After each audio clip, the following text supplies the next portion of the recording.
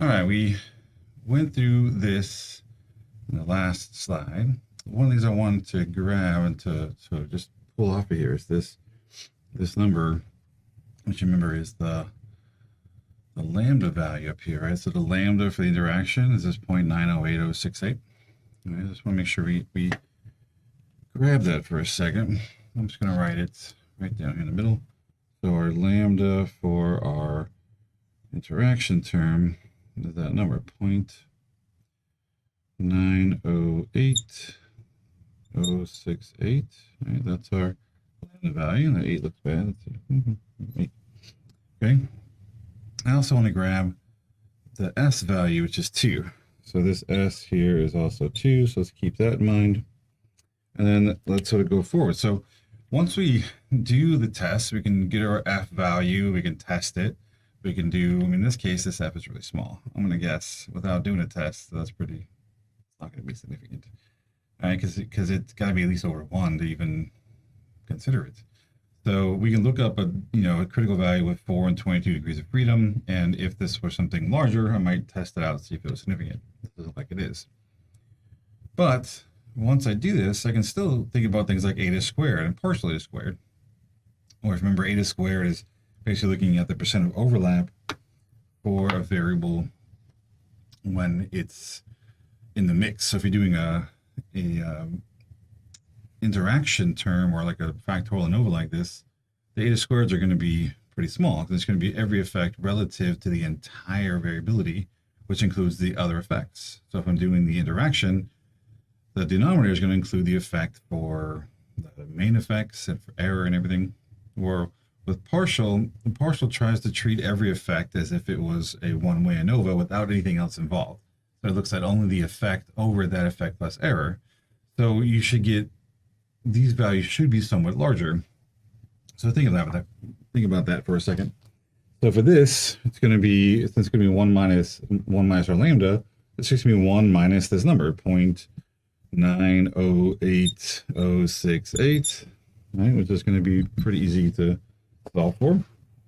Right, 1 minus that's going to be,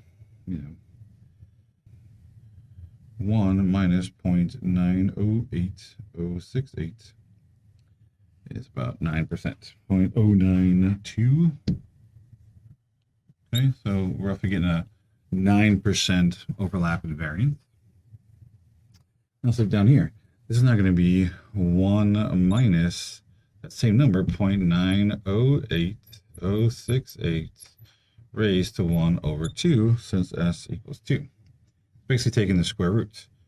So 1 minus the square root of 0.908068 square rooted is second, make sure I did that right, 0.908068 square root is 0.953. Okay, so 1 minus 0.953 equals 0.047. In this case, the partial is actually smaller than the original. All right, so we got our eta squared value, our partial eta squared value, by just using lambda, since the lambda does give us a, since we're thinking about it, this is still like canonical correlation, where that lambda value is like the square root of the canonical correlation. So if we square it, or if we're using this value the way we are here, we're actually, we take the square root of the lambda value to get our correlation. So our lambda value is like the percent overlap. It's like an R squared value. Just like, again, this is like based all on that canonical correlation stuff we talked about in the previous set of slides. So if I'm using this number, this is like a percent of overlap. Except with lambda, it's sort of weird. With lambda, it's like the percent of non-overlap or something like that, because the smaller lambda values for Wilks lambda, smaller lambda values are better. So I'm thinking, again, the confusing part is you have like lambda values, which are the eigenvalues from the, like in canonical correlation with the eigenvalue deconstruction. And then there's Wilks lambda, which is usually written out as sort of a, like a capital letter.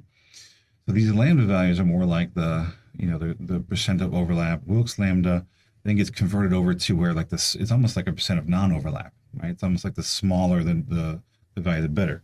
But in fact, let's go back and revisit that for 1 second. How do we compute Wilks? That's right. It's error over effect plus error.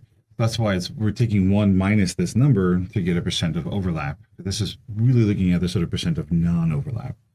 All right, so I know I think I confused that a little bit. These lambdas in the non-correlation were the percent overlap, but they get converted over to Wilks lambdas, which are then the smaller the Wilks lambda, the larger the effect, which is sort of, so these two are sort of almost like reverse, even though they're called the same thing. These are lambdas from non-correlation. These are Wilks lambdas. So the Wilks lambda that we're using here, the capital, is then sort of like this is like percent of non-overlap. So the smaller these are, the better. In this case, the fact it's close to 1 actually tells you this is not a very good relationship, and not a very strong relationship. All right, so we take 1 minus that number, it gives us more like how much they are overlapping across the two, which is more like a native squared. With partial, we're now trying to remove other effects and get at what is the effect for the interaction alone without the other effects involved, and it actually doesn't look like it's very much an effect then either. All right. All right, so we focused on Wilks lambda before. Okay, so Wilks lambda was the one that we talked about correlation. It's also the most typically used in MANOVA as well, and we sort of went through how that works. These other ones, so Telling's trace, Wilks lambda, Pelias trace, Roy's largest root. There's other ones. These are the 4 that usually get spit out by SPSS, which is why I'm focusing on these. So these are the 4 different types of multivariate test criteria that try to get you to an approximate F value in slightly different ways. Now, if you don't have any problems with your data is pretty much, the sample sizes are all pretty good. You don't really have a whole lot of assumption violations. These tests will likely come out all about the same.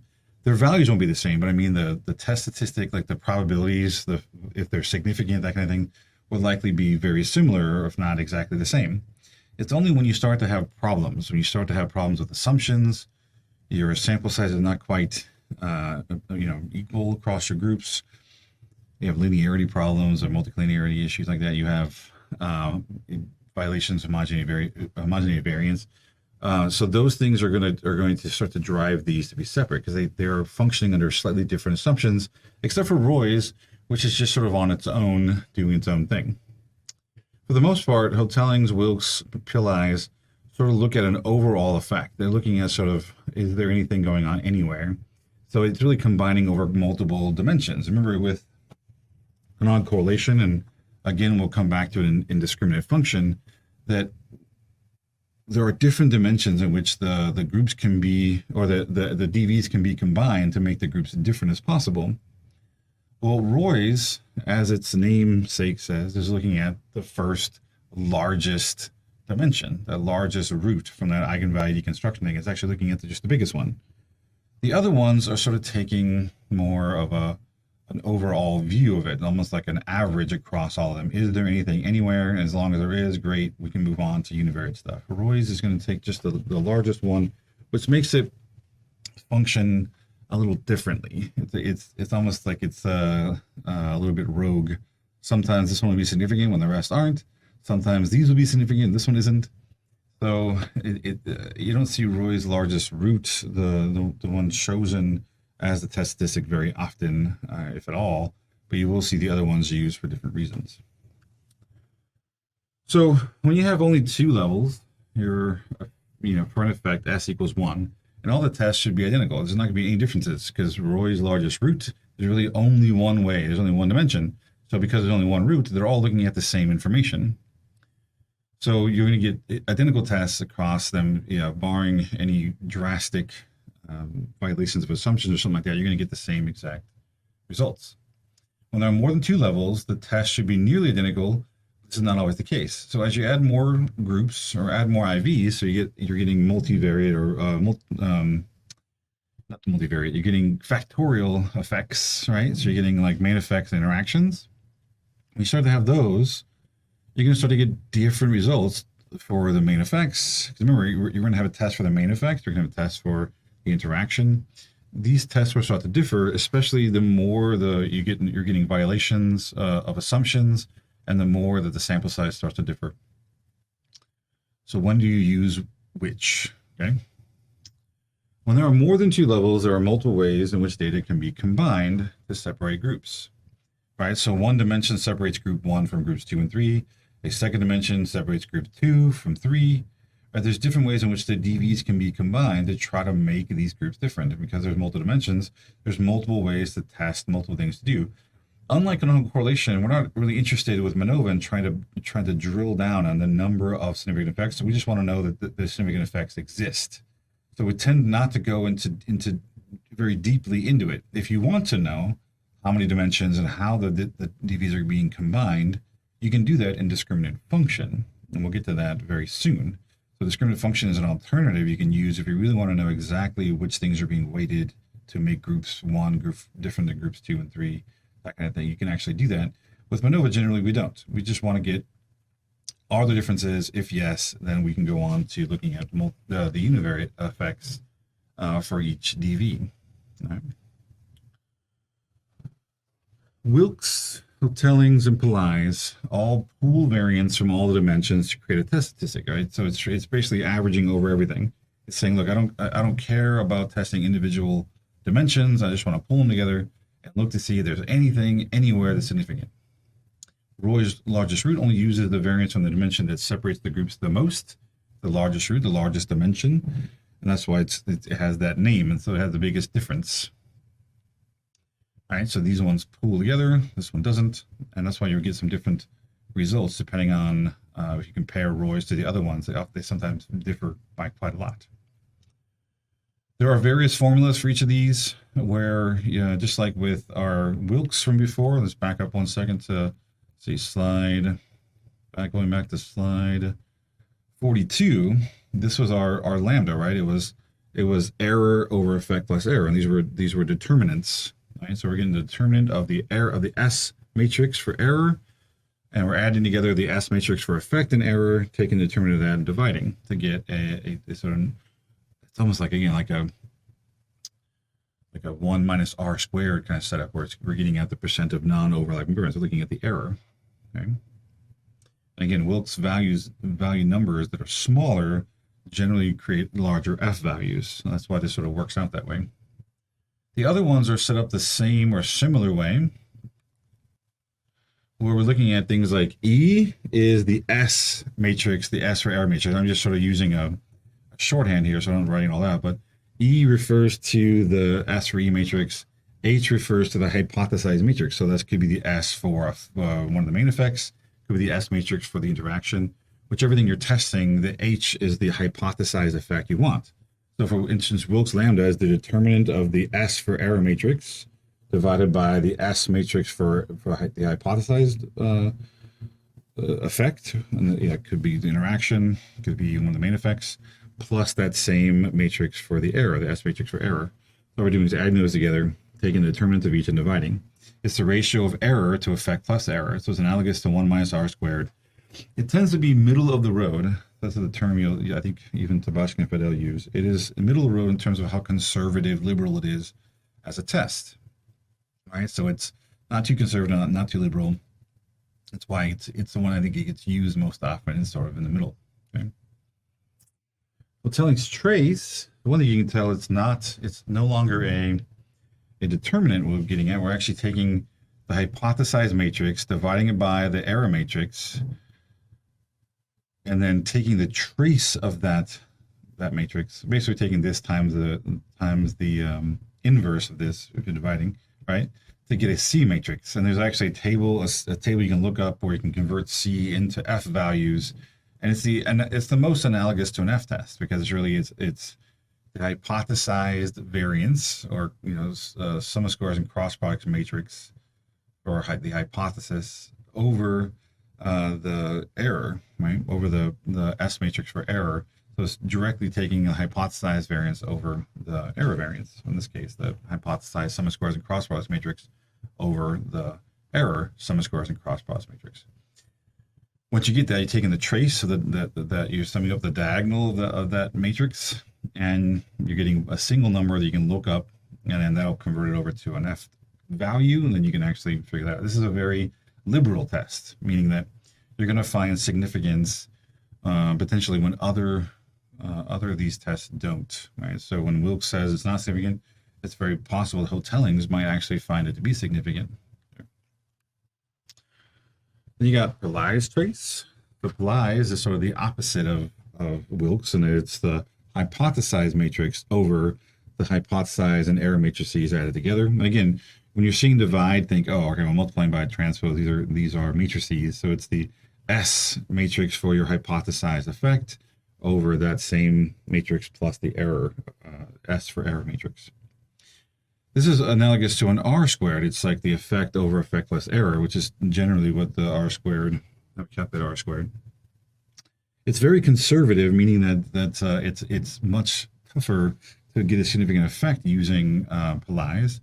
And there's a reason sometimes you might choose that, but this one's going to find, it may find your effect not significant when the other ones find it significant. But again, depending on what's going on in your data. Okay. Roy's largest root is sort of similar. It's into Pillai's. It's the hypothesis, the S for your hypothesized, the S matrix, the S hypothesized matrix over that same hypothesized matrix plus error on the bottom. You're going to find this, and you're going to look for then the biggest dimension within that. So it's variable in terms of how conservative it is, because it's just relying on the largest dimension that comes out of this this ratio. Okay, that's why it oftentimes doesn't get used, because it's sort of hard to predict how it's going to do. Wilks is most widely used, again, because it's in the middle. Hotellings, people will use Hotellings if they're doing an experimental design where they have a lot of control over everything. Things, the variables are manipulated. There are no validity issues. It's experimental. Everything's clean. So you have no problems with assumptions. You don't have issues with different sample sizes across groups. You have no validity problems. So people then, if you know that, if you're doing an experimental design, everything's very controlled, you can actually then hypothesize using Hotellings trace. You can actually a priori say, I'm going to use Hotellings on this experimental data. It's a little bit more liberal. You'll find effects a little easier, and it's sort of a trade-off. You're finding it a little easier. It's a little bit better, a little bit more liberal, because you kept everything nice and clean and problem-free. Pillai's is on the other side. If you know you have issues, your data are unbalanced, meaning you have different numbers of subjects in different groups. You have some assumption violations, other issues that are going to be in the data, like it's not experiment. This is more survey or pre-existing groups, like you're comparing demographic groups or something like that. Then you might want to go to Pillai's trace, because knowing you have issues in your data with assumptions or other issues like that, Pillai's is more conservative. So if you find a significant difference with Pillai's, knowing you have these issues, you can be a little more confident that there really are differences. So it sort of helps to overcome some of the issues in your data by being more conservative, by being a little more strict of a test. Okay. So what happens after you find significance? Normally, right, you run, if we're doing an ANOVA, we run after the ANOVA. If it's significant, has more than two groups, we need to separate out, look at the individual like t-tests, or do interaction contrast, or simple effects and simple contrast to try to follow up to those univariate ANOVAs. All we're really done here is add a level to that. So you need to assess those groups, and you do all the same stuff. But on the flip side, how do we figure out which DV might be more important? So the whole goal of this is, running ANOVA, we're going to do the same ANOVA stuff, where we're going to break down main effects, the interactions, the way we need to. But that gets a little complicated because it's all multivariate. So we need to figure out, if we know that there's a significant multivariate effect somewhere, well, we need to try to find on which DVs are we talking about. So we have a significant multivariate effect. Generally, the next step is going to be run multiple univariate f-tests, one per dv. So we're going for a multivariate test. The multivariate test says, yes, there are significant differences somewhere on these combined dependent variables. All right, well, let's then figure out on which dv's are the differences. All right, so we're going from multivariate. The multivariate effect says, yes, there are differences somewhere. The next step is let's go into the dv's and start looking around and see which ones have significant differences on them. So we're going to run multiple univariate f-tests in order to see on which dv's there are group differences. This assumes uncorrelated dv's. So we're running these independently. We're not correcting for the fact that the dv's might be correlated. So we're sort of assuming the dv's are not really correlated. The overall alpha level should be controlled. So this is where people start to differ. Some people are like, well, if you're running multiple ANOVAs after the MANOVA, you should correct for alpha, do some like Bonferroni correction or something like that. Other people say like, wait, that's why we did the multivariate test. It already did the control for that, so we don't need to do it again. So there's some difference in opinion there. You always be safe and sort of, do the Bonferroni type correction. Like alpha can be divided equally, or they can be set up to give more important tests a more liberal alpha level, if you like. Just as long as the overall family rate is 0.05, they all have 0.05, people are generally pretty satisfied. The problem is if you have a lot of DVs, that's a lot of dividing, and you're going to make it so that hardly anything is going to be significant, if anything at all. So keep that in mind. It's a sort of gray, tricky area of whether or not you should correct or not. It depends on the journal you might be sending an article to or something like that, who's reading it, or whether or not they would require that or not. Now, if DVs are correlated, then individual f-tests are problematic because the overlap between the DVs is not being is sort of being counted over and over again. Each individual ANOVA might be counting the same variability that's being shared across the DVs, so it can be kind of difficult, problematic. But usually, most people just ignore it and just use univariate f-tests anyway. And I think a big part of that's because when you run MANOVA in a program like SPSS or other packages, even in R in places, it automatically is going to spit out to you the univariate ANOVAs. It's just going to give them to you. It's going to say, here are the univariate ANOVAs. So it's just easier to interpret instead of going some extra step or doing extra things. But it doesn't mean it's actually the right way to go. And you're leaving overlap in the DVs and causing some issues. This is one of those things where, like, sometimes the software can lead you astray a little bit because they're giving you the univariate ANOVAs. They're there. You don't have to do anything else. It's just included whenever you run a MANOVA. And it's basically making it easier just to interpret those ANOVAs. And they don't correct for anything. They don't do anything. They just give you a bunch of univariate ANOVAs, each one of them at their own 0.05. I think that can lead people to just not really either realizing or just ignoring the fact that they could be inflating alpha. They could have correlated DVs. There could be lots of issues, and yet they just sort of ignore it and go on their way. So this is like, be aware of that. Just because it's there doesn't mean that there's not a better way you might want to go about it. Okay? Makes sense, I hope. So what else can we do? I've mentioned this, from time to time. So there's something called the Bargman Stepdown procedure, which can be used to follow up significant multivariate tests when you have correlated EVs. So if you run, a correlation matrix between your dependent variables, and you see that some of them are correlated. Now, how correlated they have to be, it's not really clear. But anytime you start to get any substantial correlation, even in the I'd say 0.4, 0.5s, 0.6s, I mean, they don't have to be multicollinear, but you're starting to see overlap. You start to see correlation between them.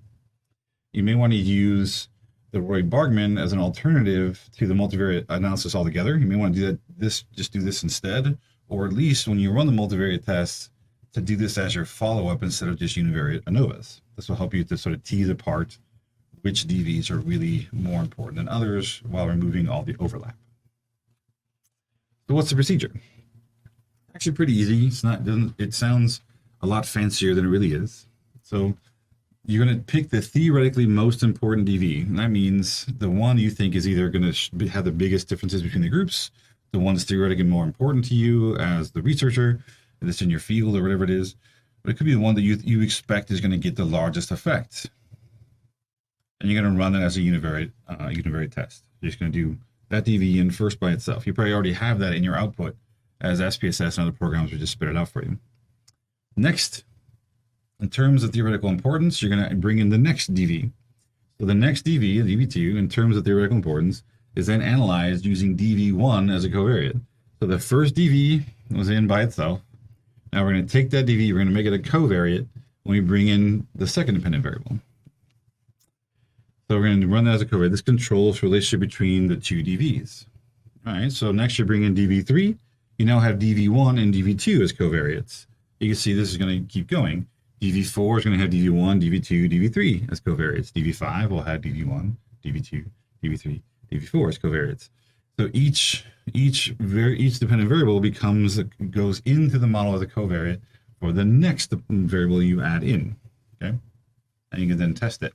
Test all through all your dependent variables to see if you're still getting significant differences after controlling for all the overlap between those DVs.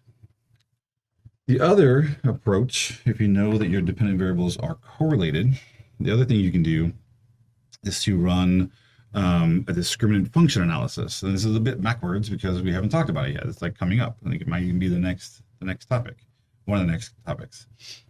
So a discriminant function is sort of like a MANOVA flipped around, and where we're taking continuous predictors and predicting group membership from the predictors. So this does a couple things, even though it sounds like, well, why would I want to do MANOVA flipped? Well, it's flipping the prediction around. So we're looking at those continuous variables, and it's actually going to give us the dimensions and the loadings and weights and things from like a canonical correlation. We can actually look to see which of those dependent variables are being combined and used to separate the groups, while also controlling for all their overlap. Right. So it's doing like a canonical correlation and giving us those different dimensions that I said in MANOVA we sort of ignore or we skip. Well, in the discriminant function, it actually goes into those. It can give us the loadings, telling us which of the DVs are more important when creating the dimensions to flip to separate out the groups. And we can actually then interpret all that, all while the DVs are being controlled for any overlap between one another, just like we would in a multiple regression, right?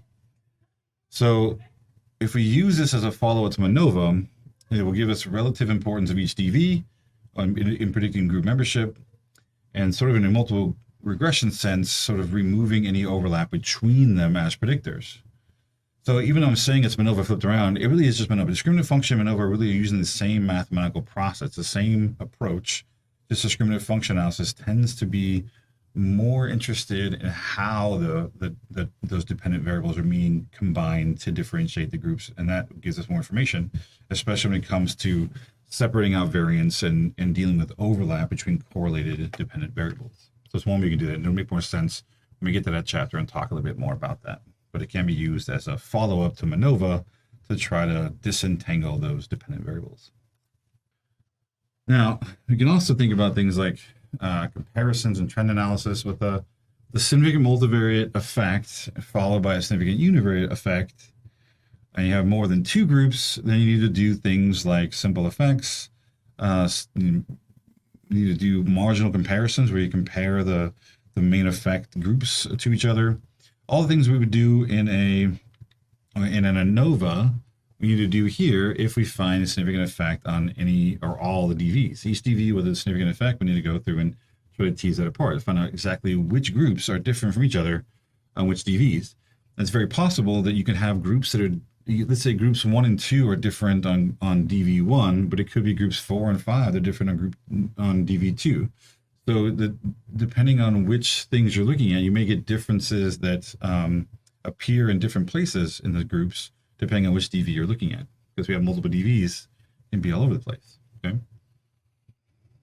Well, just like any test discussed previously, this can be done with planned or post-hoc comparisons. Like if you want to take corrections, like do a Chaffee or Tukey or all that other stuff, or you can do it as a planned comparison. You can write them in the SPSS syntax, and you can not take the post-hoc penalty.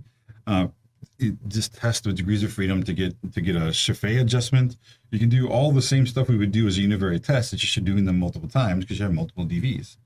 Now, you'd only do these on the DVs that are significant, but still, you may have multiple significant DVs, and now you need to do specific comparisons. You may want to do trend analysis, things like linear trend, quadratic trend. All this stuff will still apply.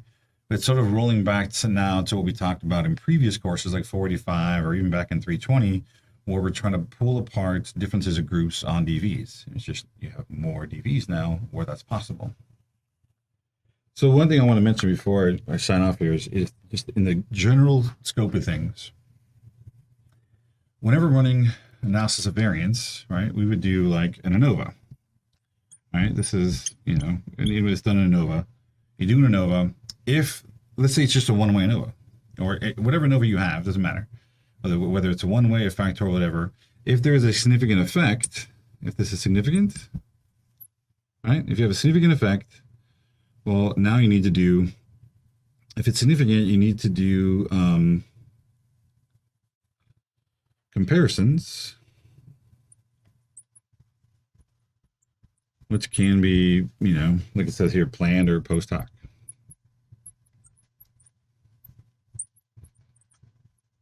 That's what it said in the last thing. All right, if you're doing an ANOVA, it's not insignificant, you're going to do comparisons, right? If this ANOVA is not insignificant, well, then you stop. Now, there's no point in doing comparisons between groups on an ANOVA that's not significant, right? So it's the same thing up here, more or less. It's just adding a layer. This is what we did before. We did an ANOVA. Whatever effects were significant, we had to do then some kind of comparisons. If it was a one-way, these comparisons typically were like Chaffee or Tukey comparisons, like t-tests. If it was if the ANOVA was factorial, then we might do marginal comparisons for the main effects, things like simple effects, simple contrast for the interactions. But they were all, you know, comparisons we were doing to try to tease apart where the differences were between the groups and the ANOVA that we were doing. Well, with MANOVA, all we're doing is adding in a layer. So now we have MANOVA, right? If the MANOVA is, I'll flip it around. So if the MANOVA is non-significant,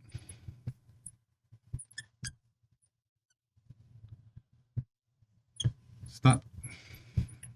It's basically saying there are no differences between the groups on any dependent variables, so there's no need to go any further.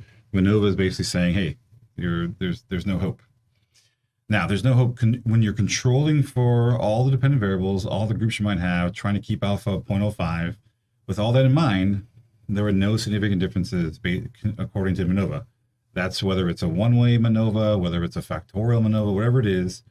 On each effect that you might find, you're going to get a test for significance, non-significance. If the test is non-significant for that particular effect, you don't need to go any further. There's no point in doing any more testing for that effect. Even though in SPSS, you're going to get each of the ANOVAs, you're going to get them. Because the ANOVA is not significant, it's basically telling you you don't need to do these. But if it's significant, you need to do those ANOVAs, right? If it's not significant, you're going to stop. If it is significant, well, now you need to look at your ANOVAs, figure out which of those is significant, do the comparisons, whether they're planned or post hoc, and figure out where the groups are different on which DVs. And it says ANOVAs because now you have one per DV, right? So all we've done now is add a layer, right? You run a MANOVA. If it's not significant, you're done. Now, you may have that some effects are significant and some aren't. Well, you need to continue forward for those effects that are significant. So if you're doing a factorial MANOVA and one of your main effects is significant, then okay, cool, do the ANOVAs. The other main effect or the other interactions are non-significant, or for those, you don't need to do anything further. They're done. For all the significant effects, you're going to run ANOVAs. For all those significant ANOVAs, you're going to do either planned or post hoc comparisons, whether they're main effects on the interactions, or if it's just a one-way, just do Chaffee or Tukey test comparing them all together. But you can do for each DV, you're going to do multiple ANOVAs, okay? So all we've done now is add a layer above. You might be thinking, well, why would I want to do that? It just seems like more work. It is, except for when you get this this non-significant.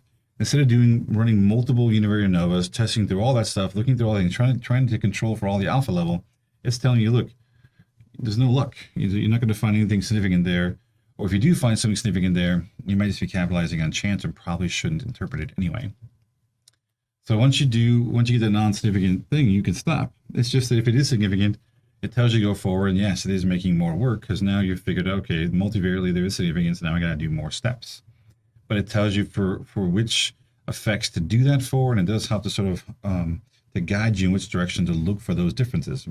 Remember that that analogy that we had about the house, right? That this is like looking in the house, this is looking in the room. The comparisons are more like looking in a drawer in your room. You're just getting more and more specific. It's sort of guiding you where to go. Because if you actually do the MANOVA and it says there's nothing significant, it means your keys are not in your house. There's no finding it anywhere. There's no point in doing all the rest of this stuff.